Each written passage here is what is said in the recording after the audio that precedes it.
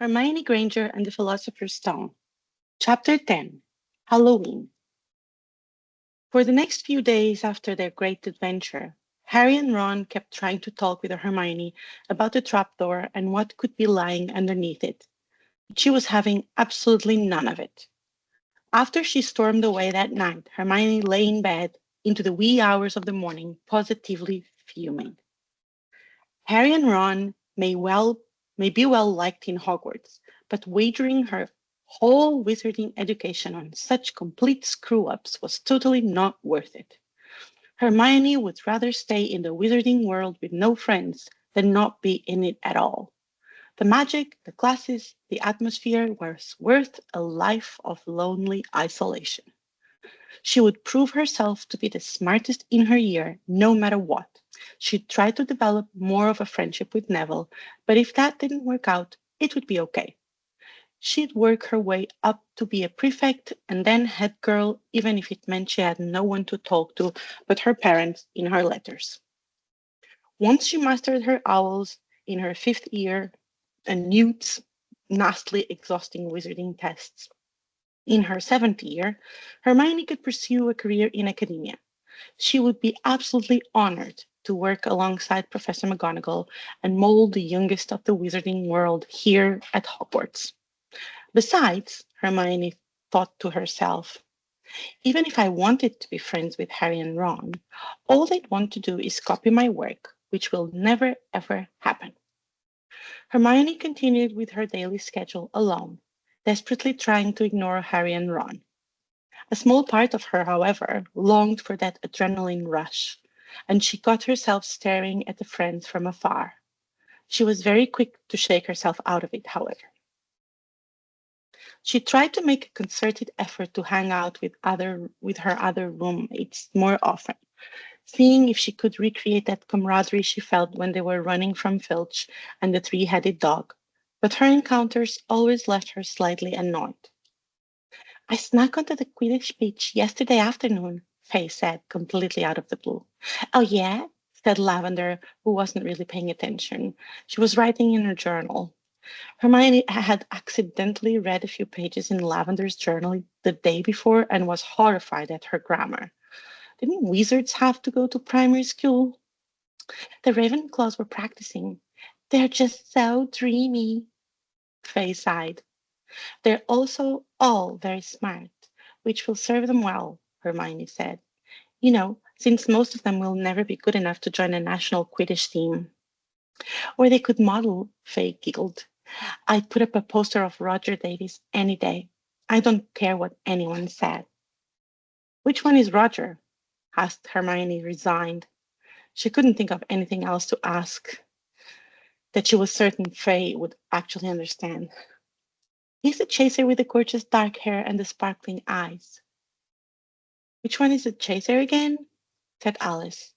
Hermione did think Alice was pretty dumb, but she was slightly better than Faye because she, like Hermione, could care less for Quidditch.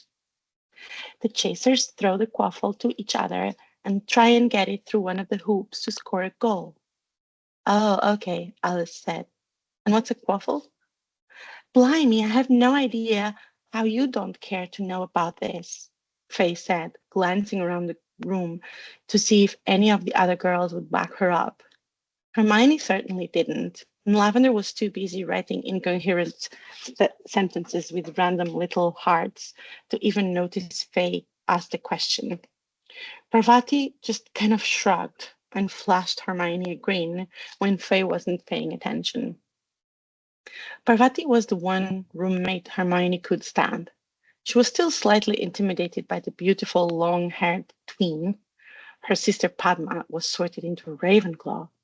Parvati seemed to have a natural gift for befriending people. Wait, isn't your sister in Ravenclaw? Faye said. Do you think she could introduce me to Roger? I can ask her, said Parvati, and rolled her eyes at Hermione. Hermione stifled a laugh. Come on, let's go grab some breakfast, she said to Hermione. As they walked through the Gryffindor common room and out the portrait, Parvati finally let her laughter out. She's absolutely ridiculous, she laughed. Can your sister introduce me to Roger? Oh, get off it. Even if they were introduced, Roger would forget her as soon as he took one step away. There's no way a third year would even think to talk to a first year. You think she'd be smart enough to figure that out on her own, said Hermione. Oh no, we're in a room full of some of the dumbest witches in England, she said. You're a muggle, and you know 5 times as much as they put together. Hermione blushed. Thank you, she said. You got it. I'm kind of jealous, you know. My sister is the smart one, not me. That's why she got sorted into Ravenclaw. Parvati stopped in the middle of the corridor. Hey, can I ask you something? Sure, said Hermione, slightly flustered. Do you think you could help me a bit? With classes and stuff, that is? You're just so smart, and plus, that would mean I wouldn't have to sit there and listen to Faye drivel on about Quidditch or Roger Davis. I could just study with you in the common room. Hermione was taken aback and honored. Of course, I'd love to help you. Great, great, that's just great. Thank you. Parvati gave Hermione a quick hug, which completely threw her for a loop. Parvati seemed to notice the awkwardness. And maybe, I don't know. Okay, don't take this the wrong way, okay? Hermione nodded, not really sure if that was what she was supposed to do. Apparently, it was the right answer. Okay, maybe I can help you a bit in return. You know, I could kind of help you be a bit more friendly. Not saying that you're not friendly, I mean, but because you're so incredibly smart, you're kind of intimidating. You know what I mean? Hermione did not, in fact, know what Parvati mean, but she knew enough to agree to the terms. Sure, sure, that would be really nice. Great, smiled Parvati, because I think you're a really nice girl and more people should want to be your friend. Hermione finally understood, and the nagging voice slipped into her head. She recognized it at once. The sorting hat. The sorting hat had said she needed to learn something not in books. Maybe this was it. Thank you, Hermione said with a surge of hope. Maybe she wouldn't be lonely for the rest of her magical life after all. Hermione and Parvati sat together in the great hall for breakfast every day that week. Even though she still sort of wanted to read the Daily Prophet as part of her morning routine, Hermione was happy for the friendship. She could even feel herself loosening up around Parvati and becoming better at bringing up subjects other than what they were learning about in class. While Parvati wasn't completely obsessed about Quidditch like their roommate, she was still extremely competitive with the house cup competition. She desperately wanted to win against her sister in the Ravenclaw house. Hermione, by association, started really paying attention to the giant glass hourglasses in the front hall and which house was in the lead. If it were up to Hermione, the only points that mattered were the ones given and taken away in academic setting. Parvati was having a lot of trouble with their most recent lesson in herbology, Devil's Snare. Devil's Snare is composed of a mass of soft, springy tendrils and vines and resembles the flitter bloom, a harmless plant witches and wizards commonly had as a houseplant. This plant uses its creepers and tendrils to ensnare anyone who touches it, binding their arms and legs and eventually choking them. The harder a person struggles against devil's snare, the faster and more tightly it binds them. If the victim is able to maintain their presence of mind and relaxes, the snare will relax its grip on them. Struggling or resistance to devil's snare will cause the plant to exert a greater force of constriction. Devil's snare prefers a dark, damp environment. It will stop its movement in the environment in front of bright light and will recoil away from the heat of fire. So, what would be a simple spell you could use to ward off the devil's snare tendril? Hermione asked. I have no idea, Parvati sighed. It's really quite simple. Devil's snare will stop moving if exposed to a bright light or heat. So, Lumos? No, Hermione said curtly. Don't be daft. Lumos is definitely not strong enough. Hermione, Parvati said, looking at her, remember when I said I'd help you with your social skills? Yes, but what does that have to do with this is one of those times? Calling a friend daft isn't very nice. Hermione paused. She hadn't even known she had said it. I'm sorry. It's okay. I know you didn't mean it. Just be careful, okay? Just because you're brilliant doesn't mean anyone who isn't as smart as you is stupid or daft. I don't think anyone could be as smart as you. That's certainly not true, Hermione said. It kind of is. You're really smart, abnormally smart. But when it comes to talking to people, I could call you daft too, because you are. Parvati laughed to try to lessen the blow. Listen, you just have to remember that some people are book smart, like you, and some people are people smart, like me. One is not better than the other, just different. It made sense. Hermione blushed. I'm really sorry, Parvati. No worries. That's what I'm here for. Parvati paused to think. So, here's what you do if you're trying to explain something to someone who isn't as book smart as you. It's kind of like a challenge. Instead of calling them stupid and dismissing them, see if you can come up with another way to teach them that they would understand. Like a puzzle. So try it now on me. Hermione thought for a bit. How could she make Parvati understand how to stop Devil's Snare? Okay, Hermione started. So it says here that Devil's Snare loves dark, cool places. What are the opposites of dark and cool? Parvati thought for a moment. Light and hot. Exactly. So Lumos is light, but it's not necessarily hot, right? Right. What is something that is really bright and really hot?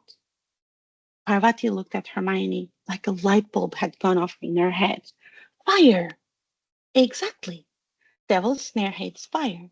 So what's a spell that we learn to make fire? Incendio. Precisely. Great job.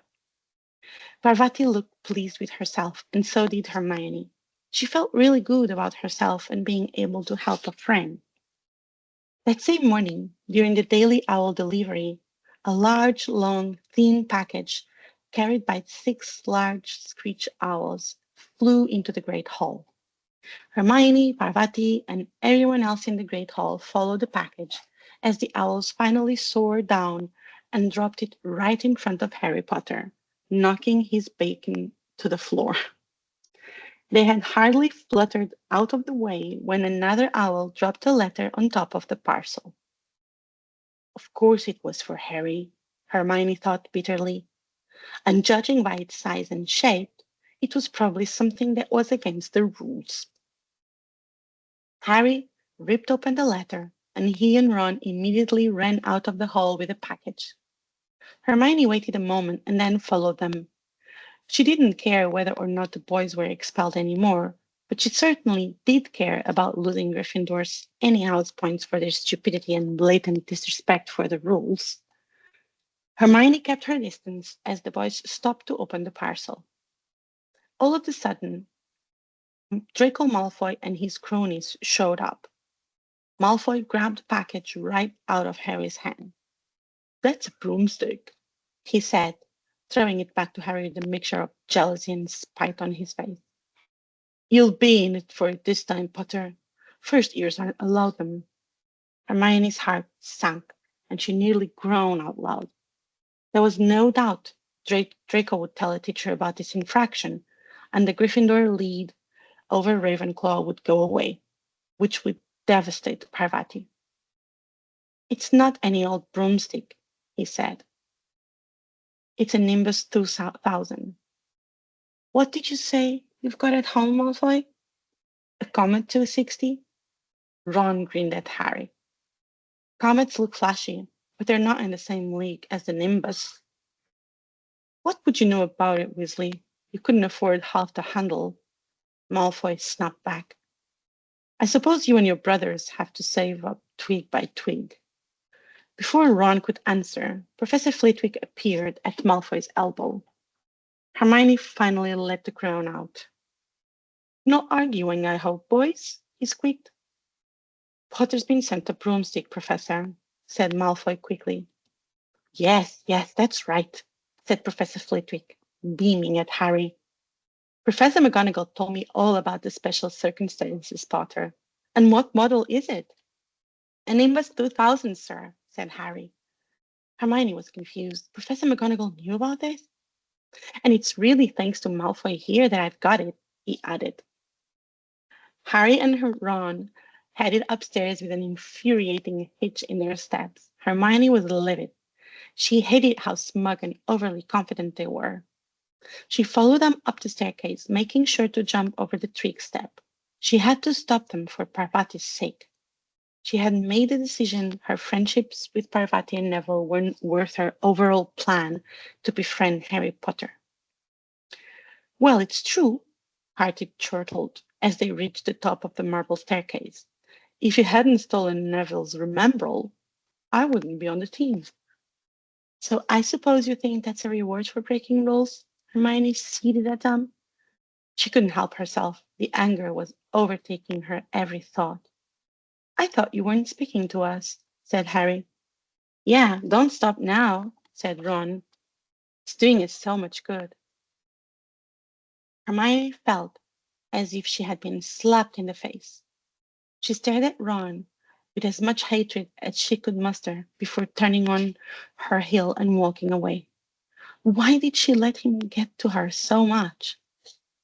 With Parvati's and Neville's friendship, and all of her classes and studies, of course, the next few weeks absolutely flew.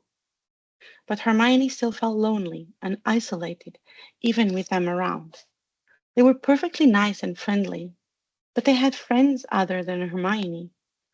Sometimes she'd want to talk to Parvati about something, but she'd be hanging out with Lavender, whom Hermione still hadn't warmed up to yet.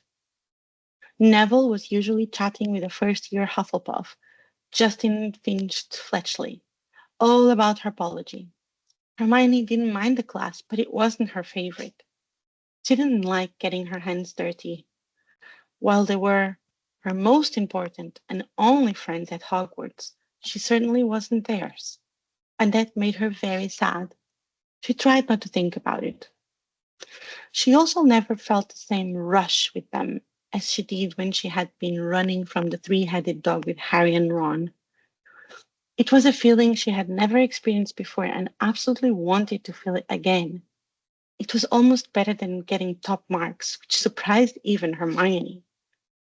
Hermione had received an owl from her parents that casually mentioned they were thinking of dressing up as a witch and wizard for Halloween in the dentistry office, and she was shocked to realize Halloween was only a day away.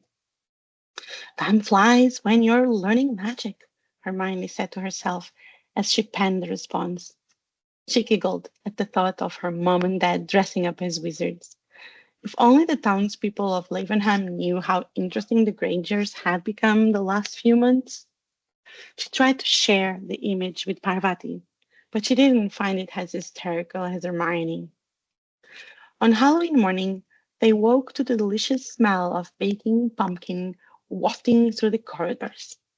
Even better, Professor Flitwick announced in charm that he thought they were ready to start making objects fly, something they had all been dying to try since they'd seen him make Neville's toad zoom around the classroom a few weeks back. Hermione was over the moon excited. Professor Flitwick put the class into pairs to practice. Parvati or Neville, Parvati or Neville, Hermione repeated over and over, willing it to happen. And Hermione, you'll be working with Ron today, she heard Professor Flitwick say. It was hard to tell whether Ron or Hermione was angrier about the pairing. Hermione refused to change seats, so Ron had to trudge across the classroom to her desk instead. Now, don't forget that nice wrist movement we've been practicing, squeaked Professor Flitwick, perched on top of his pile of books as usual. Swish and flick. Remember, swish and flick. And saying the magic words properly is very important too. Never forget Wizard Borafio, who said S instead of F and found himself on the floor with a buffalo on his chest. Hermione stole a glance at Ron. If anyone was stupid enough to forget Wizard Borafio, it would be that red-headed git. She watched him pull out his shabby wand and focus on the feather. Wingardium Leviosa, he shouted, waving his long arms like a windmill. Hermione didn't care that he was getting it wrong, of course, nor was she surprised, but she didn't want his utter stupidity to ruin her attempts. She briefly thought of what Parvati had said and tried to control her annoyance. You're saying it wrong, Hermione said, though a little of her annoyance did come through. She took a breath and tried again. It's Wingardium Leviosa. Make the gar nice and long. You do it then if you're so clever, Ron snarled. Maybe that was just what he needed to see it. Maybe he was a visual learner. Hermione smiled. She was getting the hang of these people's smart things. Hermione rolled up the sleeves of her robe, flicked her wand, and said, Wingardium Leviosa. Their feather rose off the desk and hovered about 4 feet above their heads. Oh, well done, cried Professor Flitwick, clapping. Everyone see here, Miss Granger's done it. Hermione beamed. Of course she had practiced the charm millions of times in her empty dorm room, but no one needed to know that. All of her classmates, sans Harry and Ron, were clapping and wishing her a job well done. For the first time in her whole life, Hermione felt like she belonged. She was on cloud nine as she exited the classroom with her fellow students. Not only had she taught Ron a skill without calling him stupid, her classmates finally noticed how smart she was. She almost didn't notice Ron and Harry in front of her. The flash of red hair got her attention, and Hermione was in such a good mood, she decided she'd go up and offer to help them some more with their charm. Extend the olive branch, so to speak. As she walked closer to them, however, she overheard their conversation. It's no wonder no one can stand her, Ron said to Harry as they pushed their way into the crowded corridor. She's a nightmare, honestly. For the second time in a month, Hermione felt as though she had been slapped in the face. All of her happiness drained away. She had to get out of the hallway before she had a complete meltdown. She pushed past Harry and ran as fast as she could to the only place she knew she would be alone. Second floor, girls' lavatory.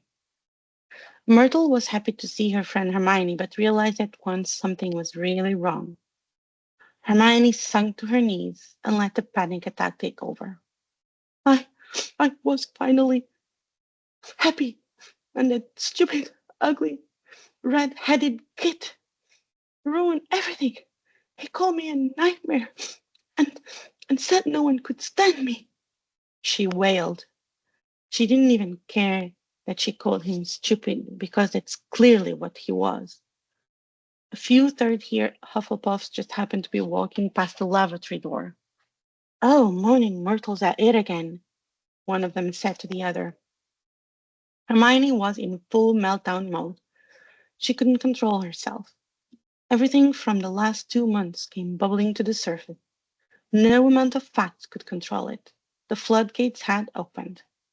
Hermione didn't even hear the creaky bathroom door open over the sound of her sobs. Hermione, is that you? Came a voice. Leave her alone, cried Myrtle, swooping between Hermione and the person at the door. I'm her friend, said Parvati with her hands on her hips. Myrtle looked back at Hermione for her approval, and Hermione managed to nod her head. Are you okay? Parvati asked. I'll be fine, Hermione said in between sobs. Do you want me to sit with you? I just need to be alone. Okay, but if you need me, I'll be in our room until dinner. Hermione hiccuped up a thanks, and Parvati shut the door. After about an hour, Hermione finally started to calm down. Myrtle just sat there. She knew what it was like to want to be alone, but not at the same time. Hermione gave her a shaky smile. Thank you for sitting with me. I really appreciate it. You're welcome. Do you mind if I sit here a few more minutes? I don't really want to go to dinner. I like the company. I can tell you about what we're learning in history of magic if you'd like. Hermione sniffled. That's okay, Myrtle said. You need to just calm down. Besides, I already learned all of the first year stuff. Then why do you like me to tell you about classes all the time? Hermione asked. Because I get lonely. I know what you mean. Hermione hiccuped again. Sure, she had Parvati and Neville. She still felt lonely sometimes.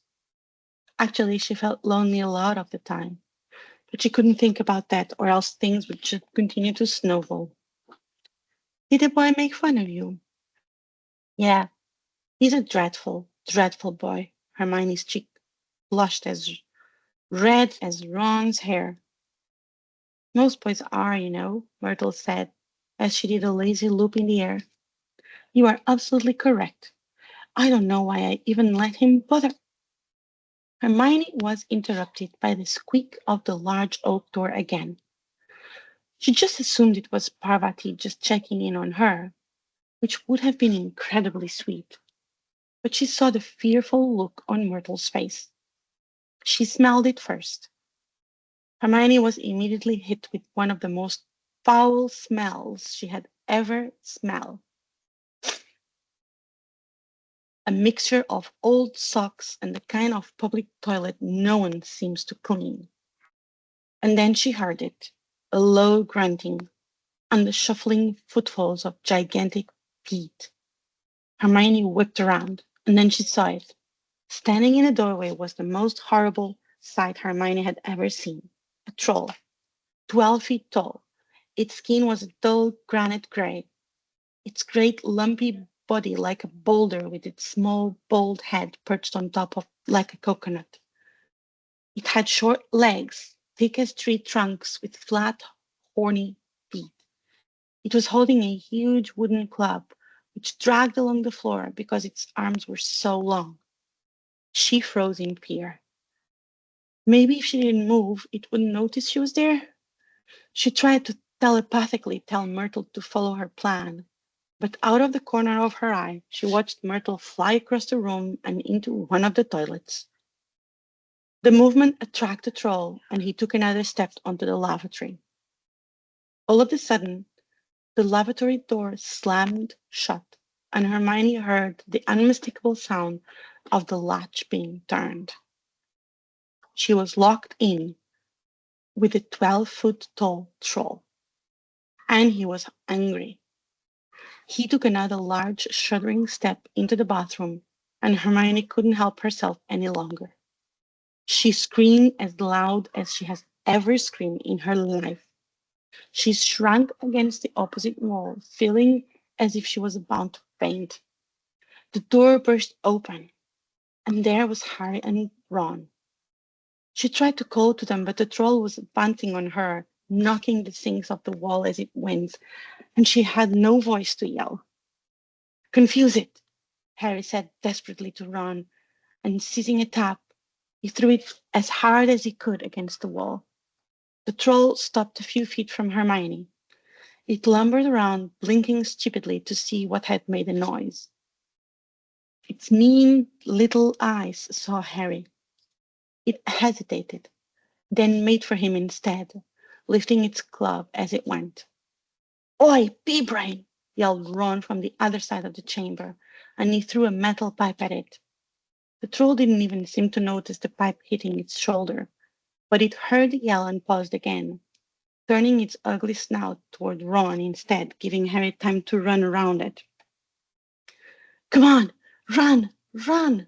Harry yelled at Hermione, trying to pull her toward the door. But she couldn't move.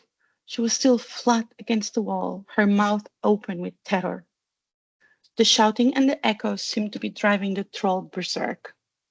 It roared again and started towards Ron, who was nearest and had no way to escape. Harry then did something that was both very brave and very stupid in Hermione's opinion. He took a great running jump and managed to fasten his arms around the troll's neck from behind. The troll couldn't feel Harry hanging there, but even a troll will notice if you stick a long bit of wood up its nose.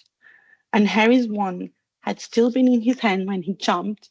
It had gone straight up one of the troll's nostrils. Howling with pain, the troll twisted and flayed its club, with Harry clinging on for dear life. Any second, the troll was going to rip him off or catch him a terrible blow with a club. Hermione had sunk to the floor in fright. Ron pulled out his wand. Wingardium Leviosa! The club flew suddenly out of the troll's hand, rose high, high up into the air, turned slowly over, and dropped with a sickening crack onto its owner's head. The troll swayed on the spot and then fell flat on its face, with a thud that made the whole room tremble. Hermione was too scared to be proud of Ron for performing the spell correctly. Harry got to his feet. He was shaking and out of breath. Ron was standing there with his wand still raised, staring at what he had done. Hermione slowly stood up. It was Hermione who spoke first. Is it dead? I don't think so, said Harry tentatively. I think it's just been knocked out. He bent down and pulled his wand out of the troll's nose. It was covered in what looked like lumpy gray glue. Ugh! Troll boogers. Ogres. He wiped it on the troll's trouser. A sudden slamming and loud footsteps made the three of them look up. They hadn't realized what a racket they had been making, but of course, someone downstairs must have heard the crashes and the troll's roars. A moment later, Professor McGonagall came bursting into the room, closely followed by Snape with Quirrell bringing up the rear.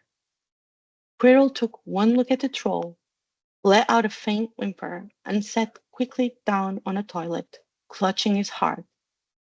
Hermione felt like doing the same. She wasn't sure what was worse, the troll or the professors catching them. Snape bent over the troll. Professor McGonagall was looking at the three of them. Hermione had never seen her look so angry. Her lips were white. What on earth were you thinking of? Said Professor McGonagall, with cold fury in her voice. You're lucky you weren't killed. Why aren't you in your dormitory? Both Professors Snape and McGonagall were staring straight at Harry and Ron. They didn't think Hermione could have been a part of all this. Hermione knew that if it weren't for the two of them, she'd surely be dead. In a split-second decision, Hermione spoke up. Please, Professor McGonagall, they were looking for me. Miss Granger? Hermione had managed to get to her feet at last. I went looking for the troll because I thought I could deal with it on my own. You know, because I've read all about them. Ron dropped his wand. Hermione Granger telling a downright lie to a teacher? If they hadn't found me, I'd be dead now. Harry stuck his wand up his nose, and Ron knocked it out with its own club. They didn't have time to come and fetch anyone. It was about to finish me off when they arrived. Harry and Ron tried to look as though this story wasn't new to them. Well, in that case, said Professor McGonagall, staring at the three of them. Miss Granger, you foolish girl. How could you think of tackling a mountain troll on your own? Hermione hung her head. Hearing the disappointment in Professor McGonagall's voice was almost too much to bear. But Hermione knew lying to save Harry and Ron was the right thing to do. It was people smarts. They just risked their lives for her. Miss Granger, 5 points will be taken from Gryffindor for this, said Professor McGonagall. I'm very disappointed in you. If you're not hurt at all, You'd better get off to Gryffindor Towers. Students are finishing the feast in their houses. Hermione left. Her panic pounded in her chest as her feet pounded the ground. She tried to clear her head. What did she just do? Did she really lie to a professor? And Professor McGonagall at that? For Harry Potter and Ron Weasley? But they risked their lives to save her, even when they didn't like her. There was something honorable about that. Maybe they weren't so bad after all. A nagging voice, curiously similar to the voice of the sorting hat, started to talk over the anxiety. Sometimes following the rules isn't the most important thing in life. Being friends with Harry and Ron would certainly be a crash course in that lesson. The common room was packed and noisy. From the snippets of conversations Hermione could overhear, the whole school knew there was a troll loose in the school and was sent up from dinner as a precaution. As much as she wanted to just go up to her room and hide under the covers, Hermione forced herself to wait at the portrait door. Ron and Harry climbed in after a few minutes. There was a very embarrassed pause. Then, none of them looking at each other, they all said, "Thanks," and hurried off to get plates. But from that moment on, Hermione re-evaluated her desire to become their friend, but for totally different reasons than just surviving the wizarding world. Something had shifted within Hermione, but she couldn't quite put her finger on it other than the obvious. There are some things you can't share without ending up starting to like each other, and knocking out a 12-foot mountain troll is one of them.